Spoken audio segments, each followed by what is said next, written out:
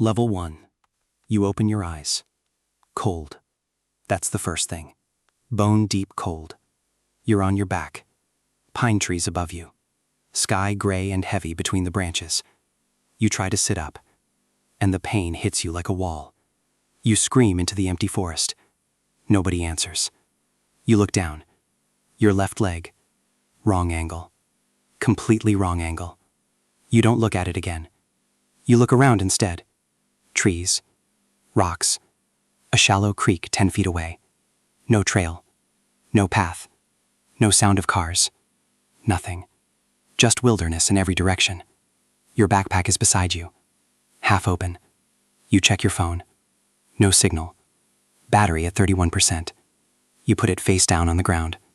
And for 30 seconds, you let yourself feel how serious this is. 30 seconds. Then you start thinking. Level 2. The first hour. You drag yourself to the creek. Every movement is white-hot agony. You bite down on your jacket sleeve and keep moving. 6 feet. 8 feet. 10 feet. You reach the water. You drink. Cold and clean and real. You find 2 straight branches near the bank. You tear strips from the bottom of your shirt. You splint your leg the way you vaguely remember from a video you watched once. Your hands are shaking so badly you have to stop twice. You finish it. You lean against a rock, breathing hard. Sweat cold on your forehead despite the freezing air. You look at the sky. Late afternoon light filtering through the trees. You have maybe 3 hours of daylight left. You think about your family. Your mom making dinner right now. Not knowing. That thought hurts worse than the leg. And it is also the only thing that makes you start moving again. Level 3, 5 hours in. You've been crawling for 5 hours, hands raw, knees bleeding through your jeans, the splint holding, but barely. Every rock, every root, every incline, a separate battle. You stop on a small ridge, look out through the trees. Nothing but more forest. No lights, no roads, no smoke from a chimney. Your phone battery at 8%. You try 911 one more time. 1 bar flickers. The call connects for 3 seconds. 911, what is your... Gone. Phone dead. You stare at the black screen.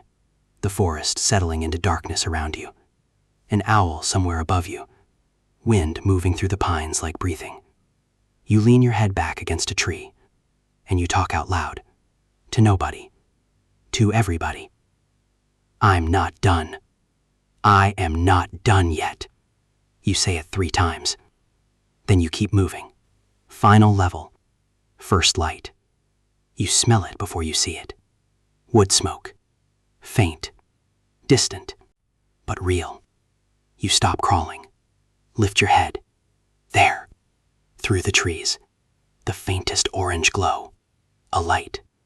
You move toward it with everything you have left, which is almost nothing. But almost nothing is enough. You break through the tree line into a small clearing. A cabin. Old, warm light in the window, smoke curling from the chimney. You collapse at the door. You knock with the last of your strength. Footsteps inside. The door swings open. Warm light floods over you. An old man, flannel shirt, reading glasses pushed up on his forehead. He takes one look at you and doesn't ask a single question. He just kneels down, gets his arm under yours, and pulls you inside. Warm air, wood fire, the smell of coffee. He wraps a blanket around your shoulders, hands you a mug, picks up an old radio on the shelf, calls for help without a word of panic. Then he sits across from you, firelight between you, and says quietly, "You made it pretty far for someone who had no business making it at all." You look at the fire, hands wrapped around the mug, legs splinted, face dirty, body broken.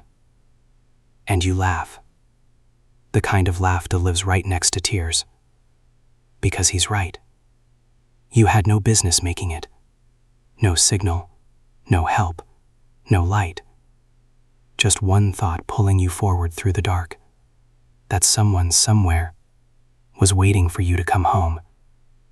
And that was enough.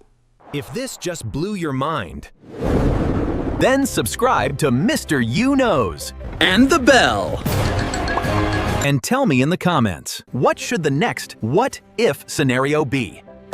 Because there are countless things around us that we use without ever thinking about them. Next time, we'll think about it together.